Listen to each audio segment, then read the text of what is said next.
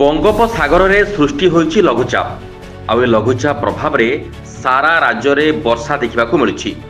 Twin city Bhubaneswar ଏବଂ କଟକରେ ମଧ୍ୟ ତୁହାକୁ ତୁହା ବର୍ଷା ସାଙ୍ଗକୁ ମୃଦୁ ପବନ ବହୁଛି। ଖୋର୍ଦ୍ଧାରେ ସର୍ବାଧିକ ବର୍ଷା ହୋଇଥିବାର ରେକର୍ଡ ହୋଇଛି।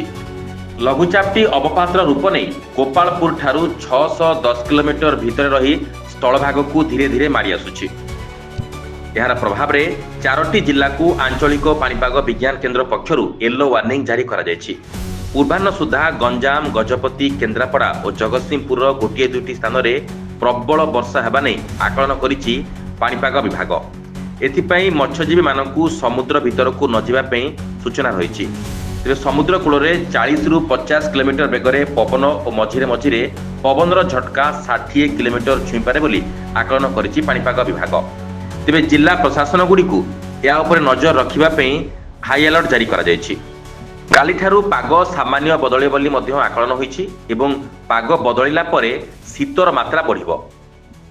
Bureau report, news alert 24x7।